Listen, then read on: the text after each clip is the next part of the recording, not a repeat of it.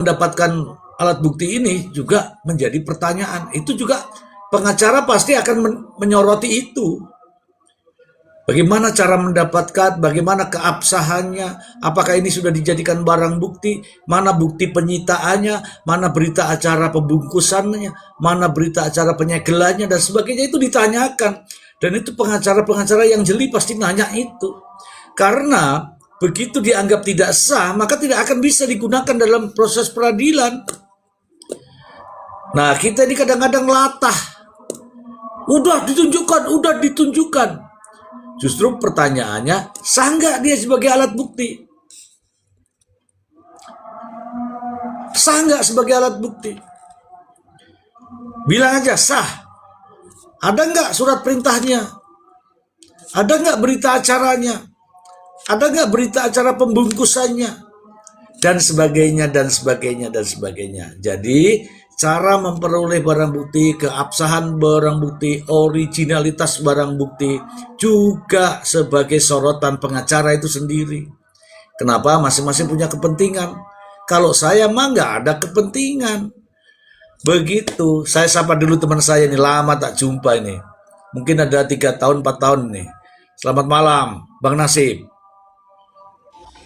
Ya, selamat malam Mr. Ji. Selamat malam Bang Maksi. Malam Bang Nasib, apa kabar Bang? Iya, baik-baik Bang.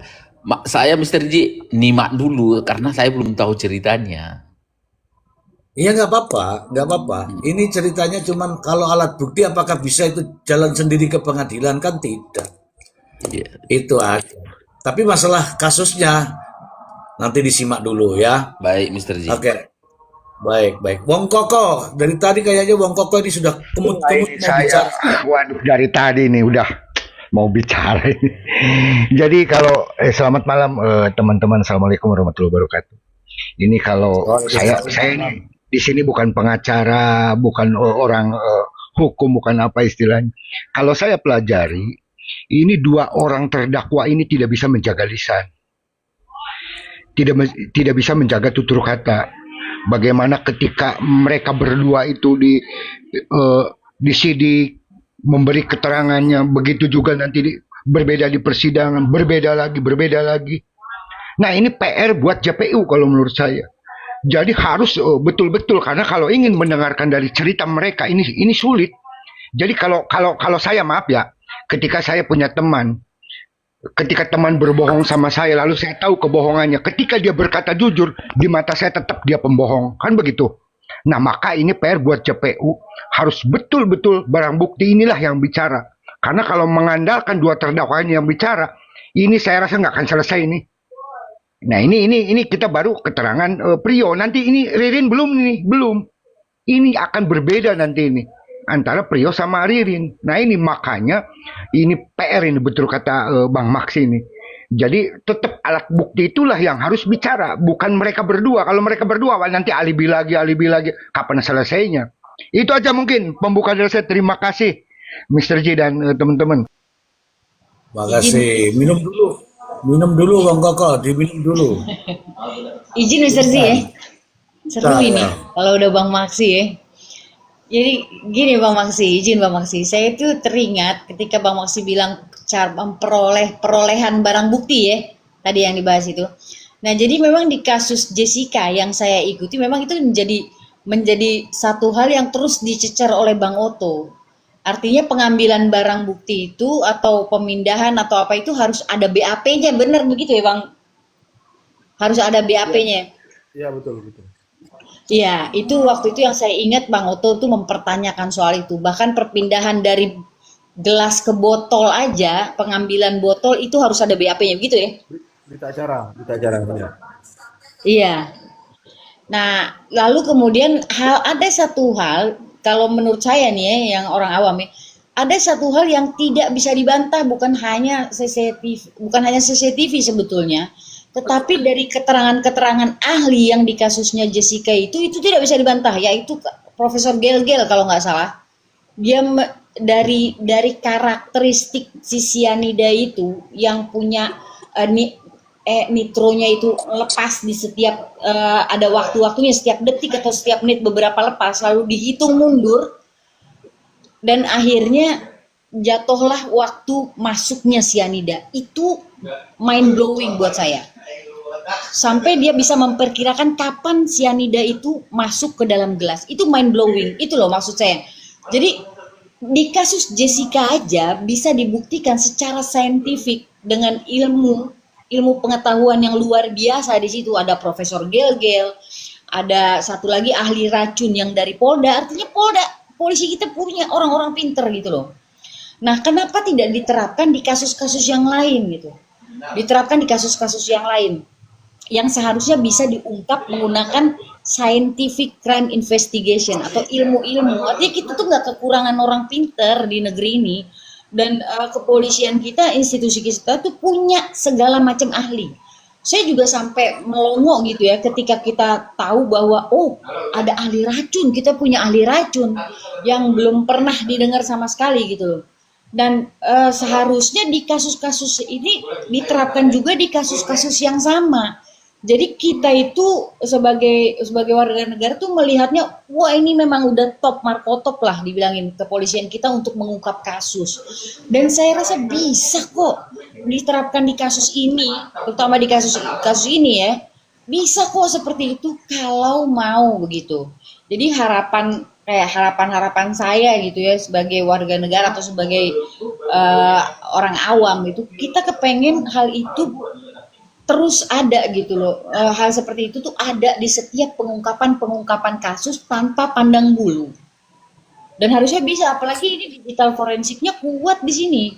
Maksudnya banyak sel data itu yang bisa dijadikan untuk bukti menjerat ataupun penyangkalan daripada terdakwa. Misalnya begini, Ririn ini menggunakan handphone dari mulai dia datang sampai dia pergi sampai dia ditangkap.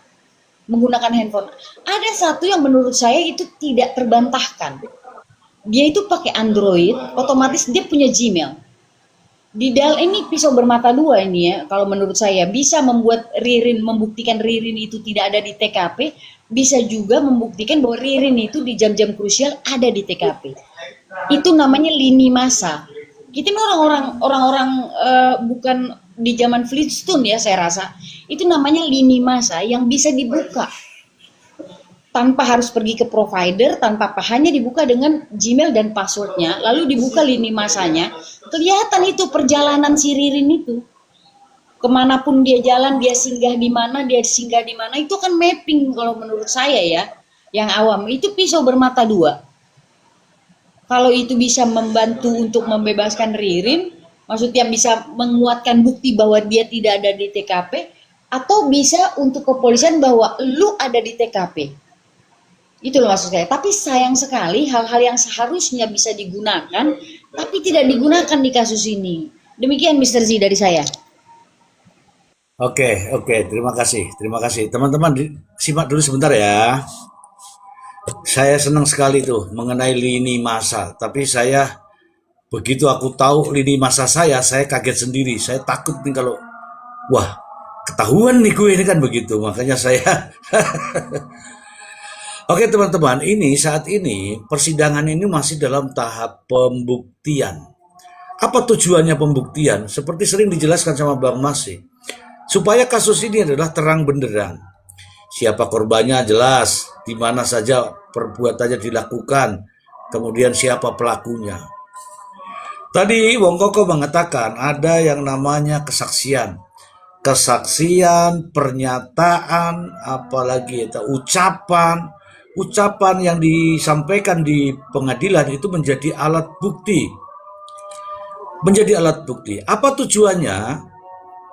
Tujuannya adalah untuk meyakinkan hakim. Itu aja tujuannya. Untuk meyakinkan hakim. Kalau hakim yakin, ya itulah yang terjadi. Nah, setelah untuk meyakinkan hakim, gunanya apa? Gunanya adalah untuk mengambil keputusan. Mau benar, mau salah, mau divonis, mau dibebaskan. Intinya adalah ketika hakim akan memutuskan, itu menurut hakim tak akan ada pertanyaan lagi, tak terbantahkan. Nah makanya sekarang ini ketika rame di media, tadi sudah dijelaskan sama Bang Freddy, adanya CCTV tiba-tiba muncul dan sebagainya. Tujuannya itu untuk meyakinkan hakim. Pada saatnya nanti hakim juga akan memutuskan. Putusannya bukan dari mana-mana, bukan dari tappingan-tappingan, bukan berdasar dari tappingan, bukan, tetapi berdasarkan keyakinan hakim di sana di pembuktian. Nah, supaya putusannya itu tidak asal-asal, maka saya mengatakan harus begitu banyak didukung alat bukti. Untuk menjadi alat bukti juga tidak gampang. Ketika hakim sudah memutuskan, maka itu tidak perlu lagi disangsikan. Artinya tak terbantahkan. Begitu, Bang Freddy, silakan. Sekarang Bang Freddy, season kedua.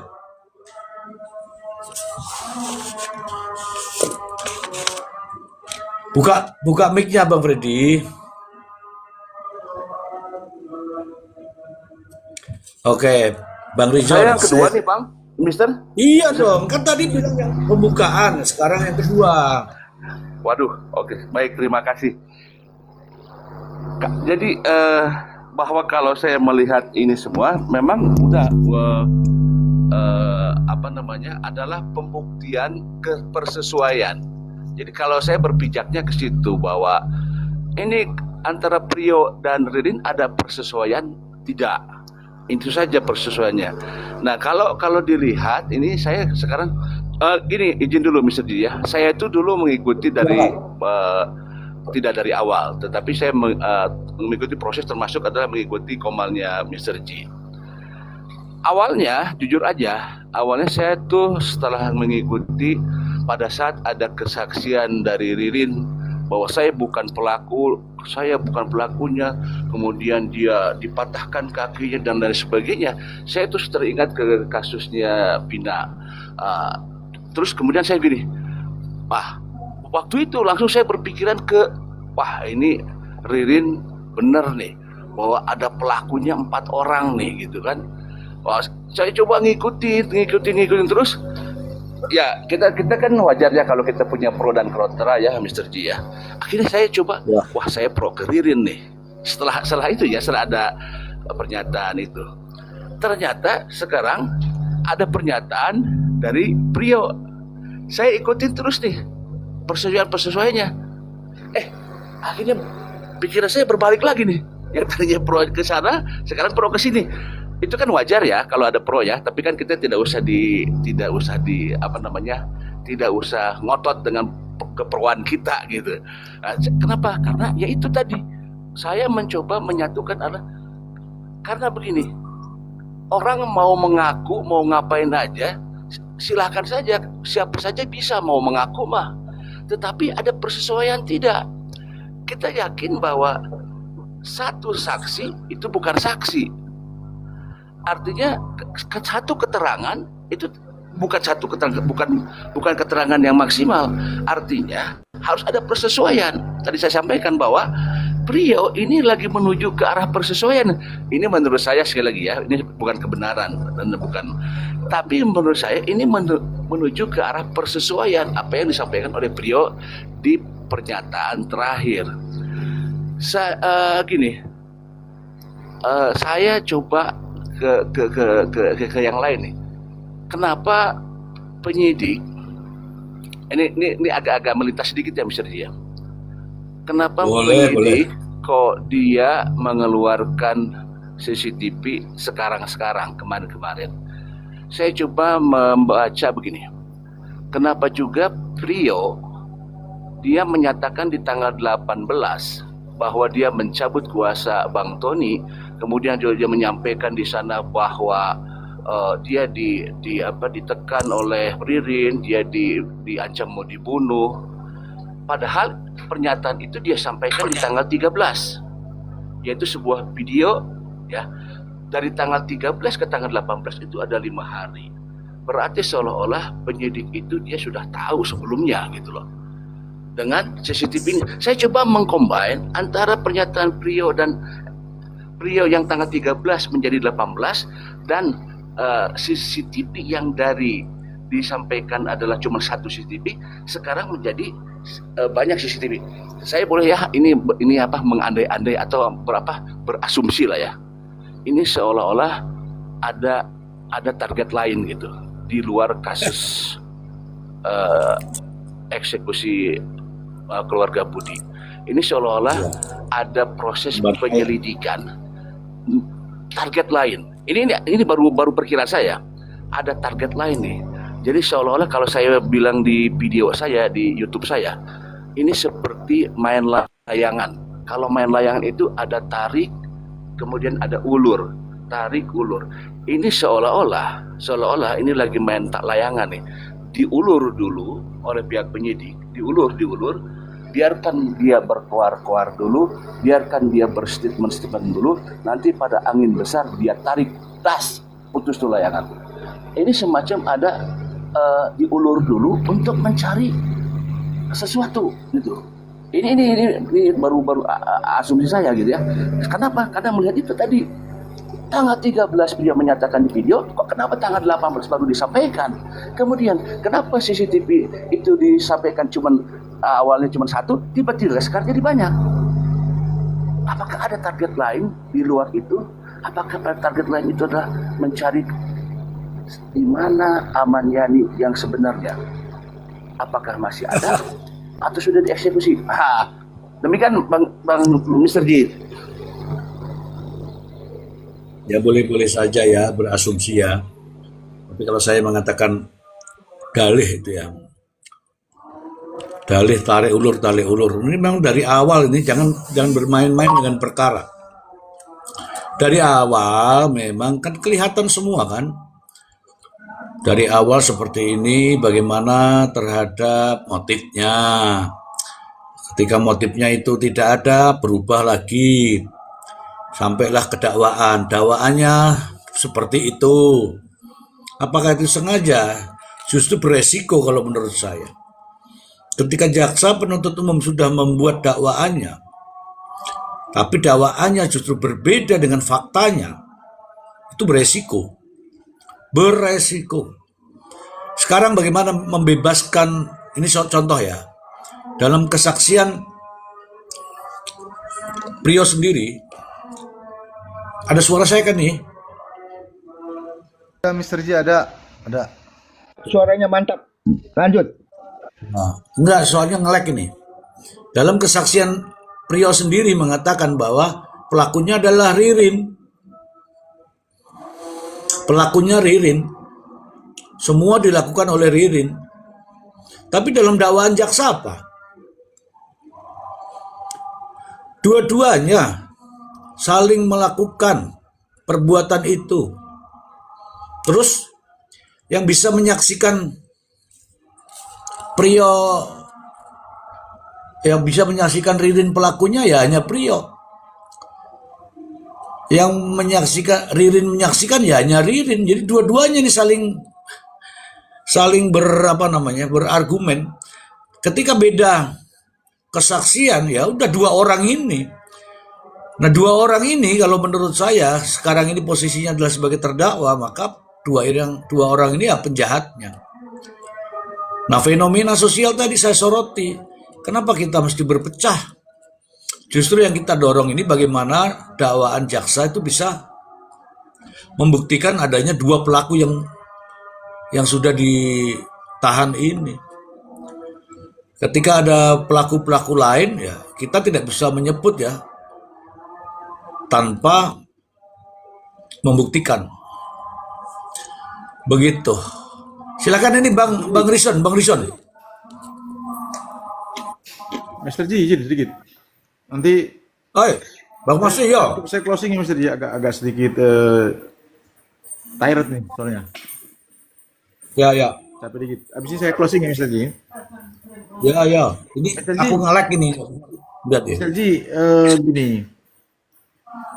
kan kita bicara ini jadi panjang Mr. J karena memang tidak ada bukti langsung ya. Dari awal kita bahas tidak ada alat bukti langsung. Ini kan ada persamaan tapi beda case ya. Ada persamaan dalam alat bukti antara kasusnya Jessica dan kasusnya ini, Ririn.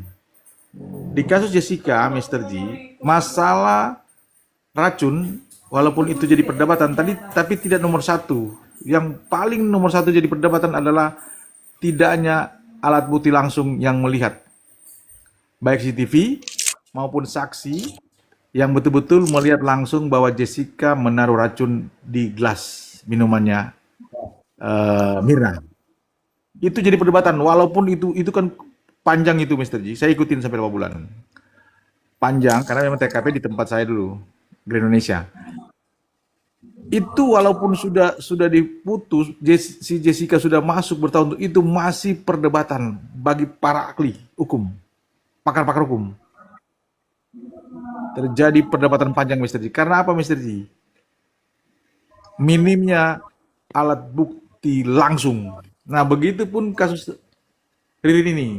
Kalau memang ada alat bukti langsung, baik saksi mata langsung maupun CCTV, selesai ini barang. Kalau lah pun, nah, saya mau masuk ke termasuk scientific evidence, direct evidence, Prio itu masuk. Cuman kan satu, tadi teman sudah bilang, Bang Freddy, keterangan satu saksi bukan saksi. Makanya keterangan Prio ini menjadi penting sekali buat JPU, karena ini kan beban pembuktian ada sama JPU. Dia harus betul-betul memperkuat keterangan Prio ini. Ini sebetulnya udah mulai mengarah Mr. J. Dibanding sebelumnya. Kalau sebelumnya kan Prio belum bicara seperti ini. Jadi masih, kalau saya bilang masih, makanya kan kita bilang kemarin itu kan 50-50. 50-50%. Kalau zaman kita bahas terkait kasus Nikita Mirzani, saya berani mengatakan sama Mr. J waktu itu sampai 99%. Oke, ya kan? Karena lebih gampang untuk dianalisa. Kali ini nggak bisa. Karena sebenarnya tadi ada persamaan walaupun beda kasus. Waktu kasus Jessica dan Mirna.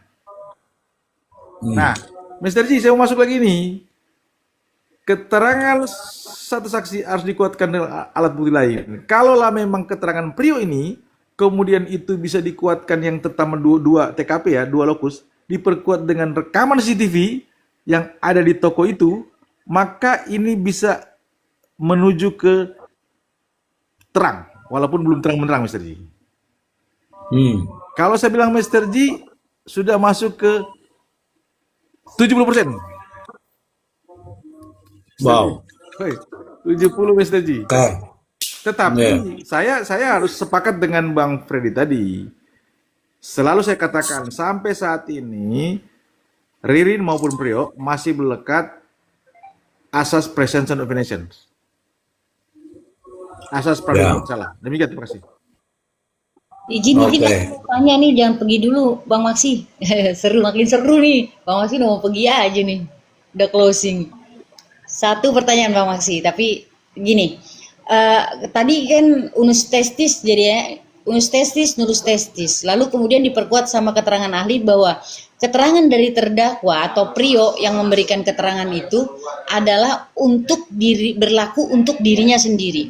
Lalu keterangan Prio itu memang diperkuat oleh barang bukti yang pendukung seperti CCTV yang di TKP yang kedua, lalu kemudian ada palu yang kemudian ditemukan. Tapi itu kan tidak membuktikan ya. Dia kan mengatakan bahwa Ririn yang mukul dan segala macam itu semuanya Ririn. Tapi kan di sini Prio tidak bisa membuktikan. Sama-sama tidak bisa membuktikan, walaupun dengan disangkal oleh Ririn, Ririn juga tidak bisa membuktikan penyangkalannya. Akhirnya kan equal ini, sama-sama. Hanya membuktikan bahwa mereka ada di sana. Dan faktanya ada 5 korban yang meninggal. Jadi pertanyaan saya, apakah mungkin hakim akan kembali kepada dakwaan jaksa? Demikian Bang Maksi. Baik, Mbak Juwita, saya bilang tadi kan, ini kan case ini kan ada persamaan terkait soal alat bukti ya. Kasus berbeda antara Jessica dan Ririn. Tetapi ada persamaan dalam minimnya alat bukti, yaitu alat bukti langsung. Oke, clear itu. Itu persamaannya. Karena kita lihat Mr. G, sebelum saya lanjut ke Mbak Julita lagi ya, kita lihat pasal yang lama yang 184 alat bukti dari 5 dulu kan, Mr. G, yang KUHP yang lama. Ya. Nomor satu alat bukti apa namanya, Mr. G? Nomor satu keterangan saksi. Oke, begitupun KUHP yang baru ini, nomor satu adalah Saksi. keterangan saksi. Itu bukan berarti asal ditaruh ya, tidak asal mencantumkan itu. Kenapa dia ada di paling atas? Ini Mbak Julita, saya mau tajam nih. Ada maknanya di paling atas dia. Karena itu walaupun tidak di apa namanya dicantumkan 1 2 3 4, tapi kenapa ada di paling atas dia? Itu kan tidak sembarang pada saat orang buat KUHP lama maupun baru ini. Ada maknanya itu. Kalau zaman dulu di 5 alat bukti Mr. G belum ada CCTV Mr. G kan, alat bukti elektronik. Oke, clear kita ya. Setelah ada undang-undang ITE, makanya dipakai keterangan saksi sebelum ada bukti elektronik.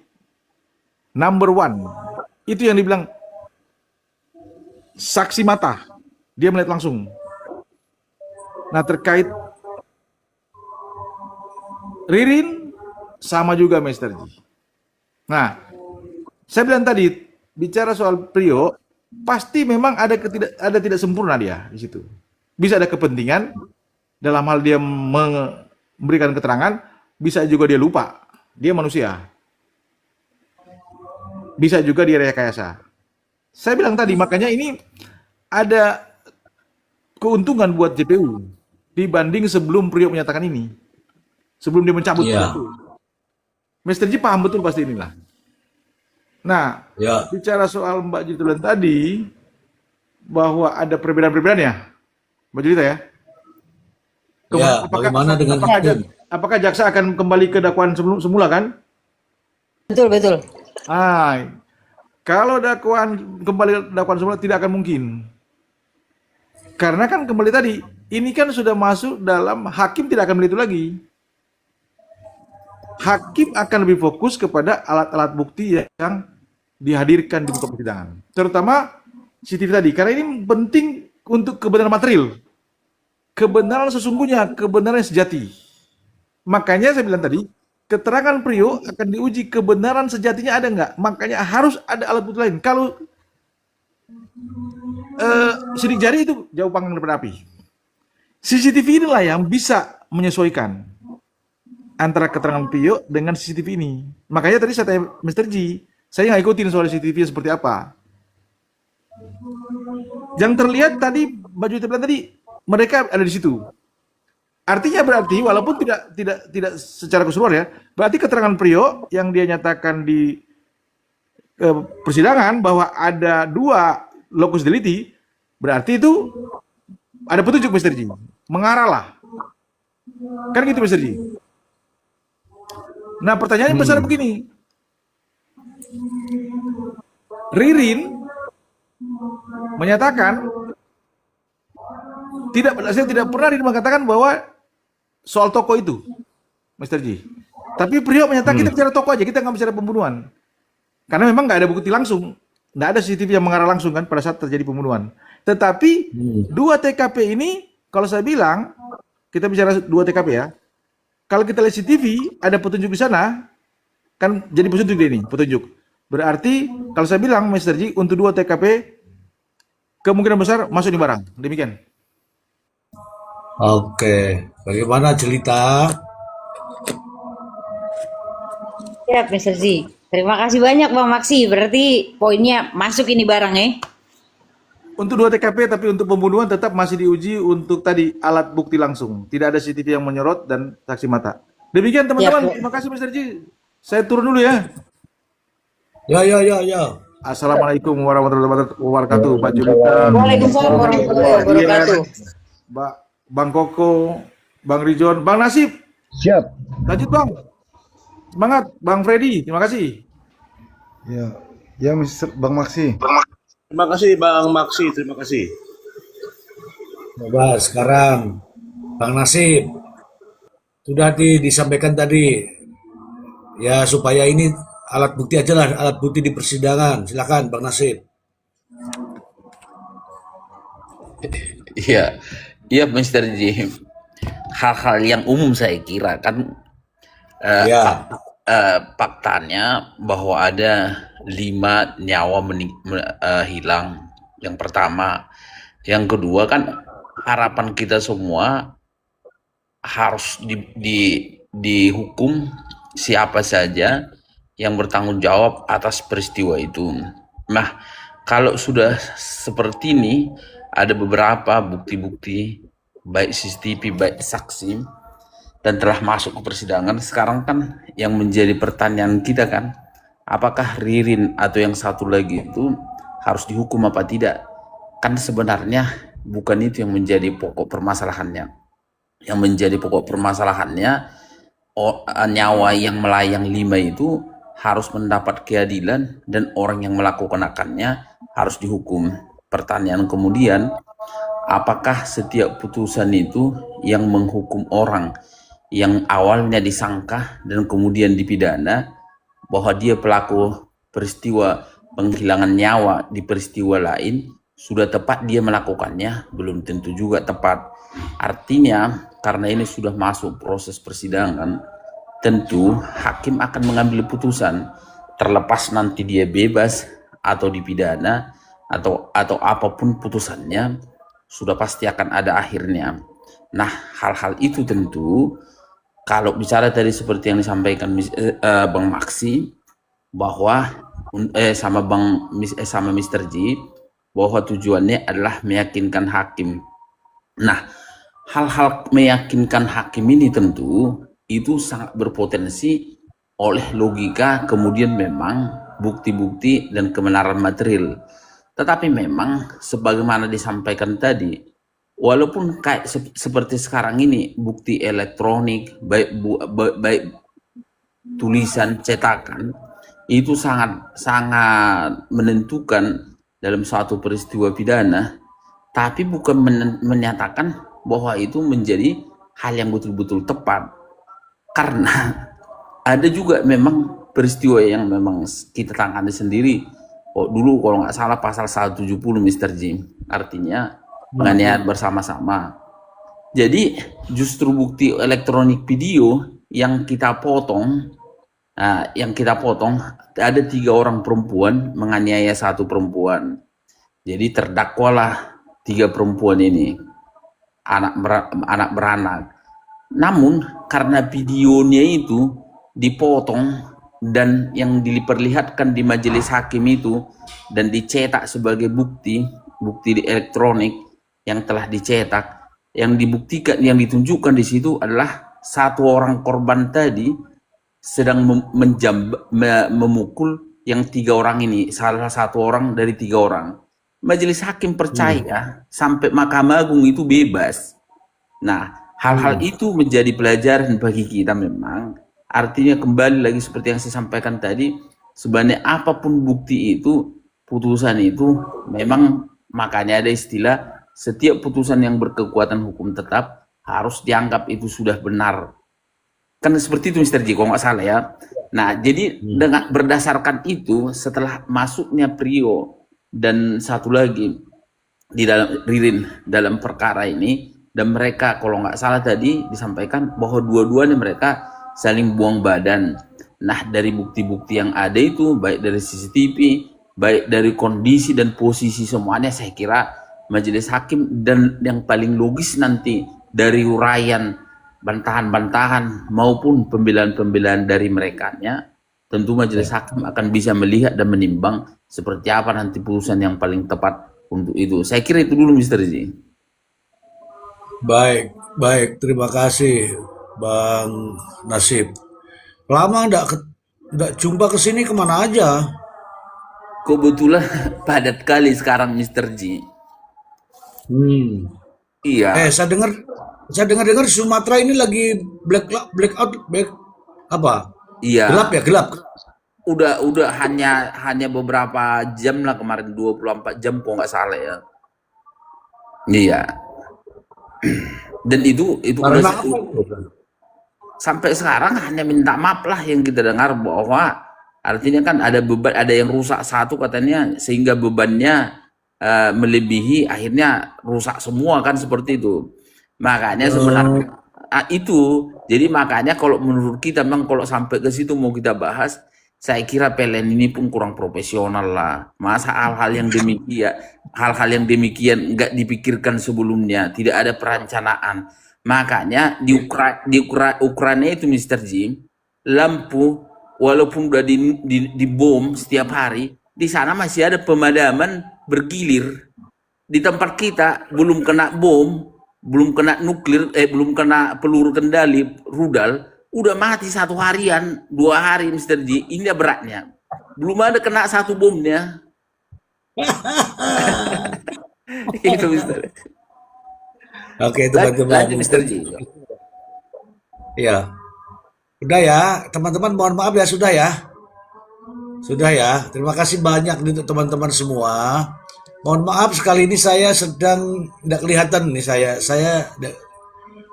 sedang ada masalah di handphone ini. Oke, kita ketemu lagi di lain kesempatan. Yang jelas kita akan mengulas berdasarkan fakta, data, dan realita tanpa rekayasa. Terima kasih banyak untuk Jelita, Mile, Budin, ya abangku. Terima kasih untuk advokat nih, ada dia advokat ya. Ya, Mr. Di. Ya, Mr. Ji, siap. Siap. Ya, Bang terima Freddy. kasih Terima kasih Mr. banyak J. Mr. Z. Terima kasih Ya, banyak terima semuanya. kasih, Mr. Ji. Siap. Terima kasih ya. Ini aku lagi ada masalah nih aku nih, maaf, udah kelihatan semua nih. Siap, Mr. Ji, siap. Siap. Yo. Assalamualaikum. Teman-teman yang ada di Waalaikumsalam warahmatullahi wabarakatuh. Assalamualaikum. Positif yang selama ini kita abaikan gitu. Penambahan diri.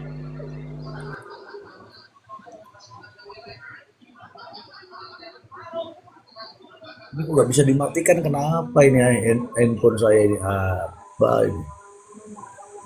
Tuh teman-teman, nggak bisa dimatikan ini saya. Minta di lem biru itu, Mr. Ji, ganti yang baru. Apa itu lem biru itu apa? Dilempar ganti yang baru, Mr. Ji. Aduh, jelas.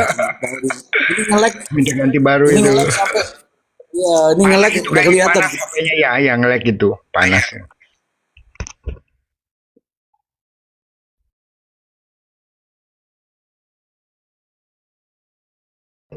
Izin saya ikut keluar ya. Terima kasih banyak. Udah bang.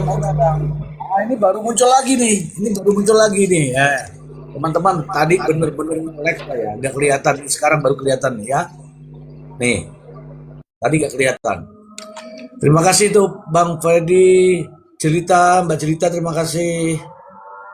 Terima kasih teman-teman yang ada di bawah. Yang ada di bawah, terima kasih banyak. Mohon maaf sekali ini nge-lag nih. Terima kasih ya. Iya. Yo. Ya. Terima kasih Bang Budin di bawah. Terima kasih semuanya.